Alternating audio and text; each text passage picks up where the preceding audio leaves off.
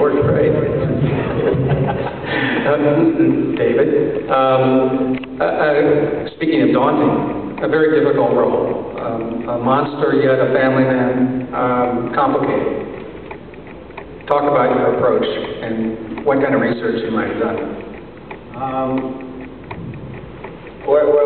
The research came from a point of not wanting to do anything that I'd seen before, any stereotypical portrayals of such people, of a Nazi in any movies, which is most of our cultural references to these people, apart from documentary footage. So I read everything I could get my hands on. I watched as many documentaries as I could.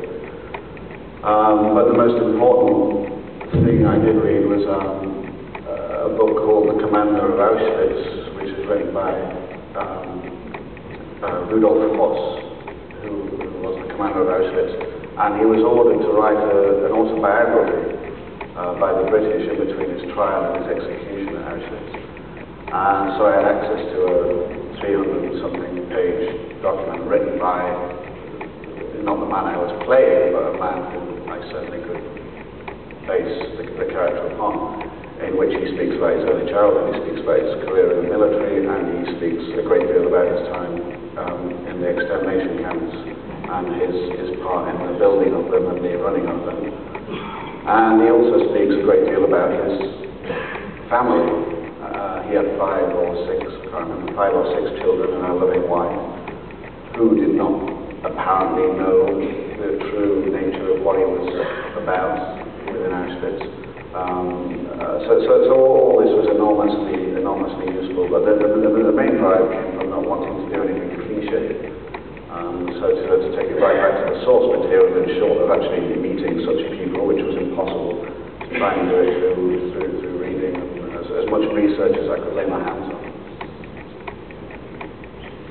I have an 11-year-old and a 14-year-old, and I was thinking all the way through this film, they don't really know anything about the Holocaust.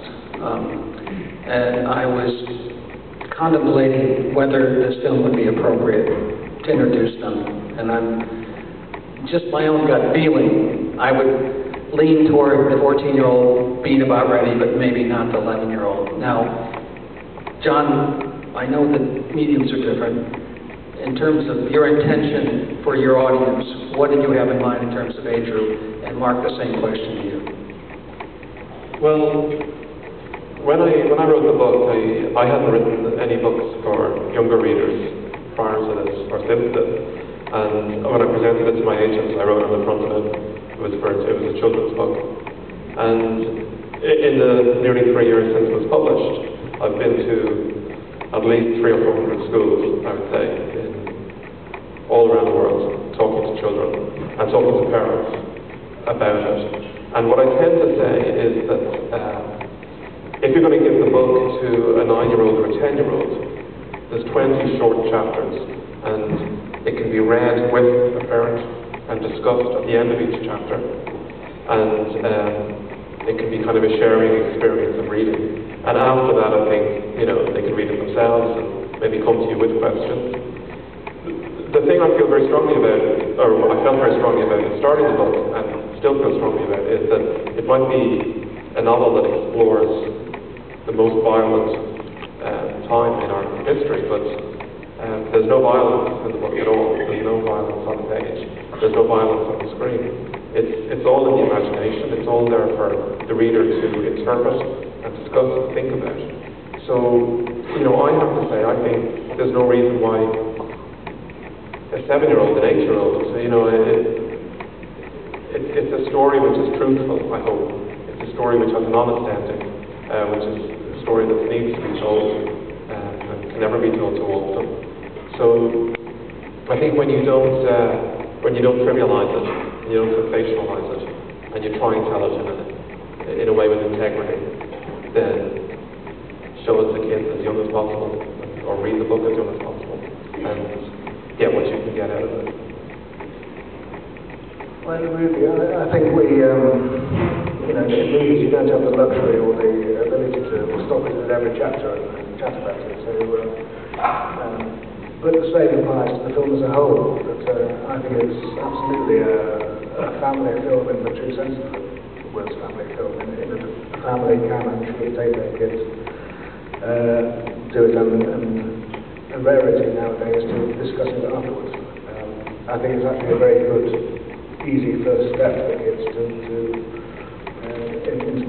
the subject and to want to learn more about it. As far as the age thing, I don't think you can ever be too young to learn about the madness of racism and prejudice. I think that's one of the reasons I wanted to make a film. And I think if a kid is 7 and doesn't, is shocked but doesn't understand why it's shocked, I think a kid of any age can see the film because they see much worse on television every day. I know there are a lot of questions out there, and I want to open it up. I know there are microphones in 3 different places. We want to rotate them. Do we have a question on the left-hand side? I can't see anything because of the lights. Move on down. If you've got a question, there's a mic on either side of you.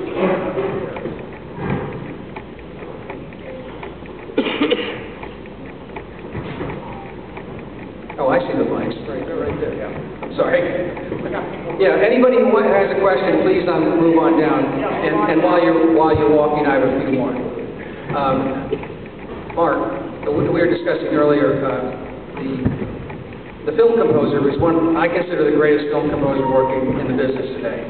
He's done Braveheart, Apollo 13, Field of Dreams, among others. How did you decide to hire? I'm not going to even ask you why you decided to hire him. How did you work with him? And the decision, having made Rudy Hoosiers and knowing that there's a fine line between sentiment and sentimentality, and if you add that one extra violin, it can push it over the top where people will actually be moved away from the screen rather than joining it.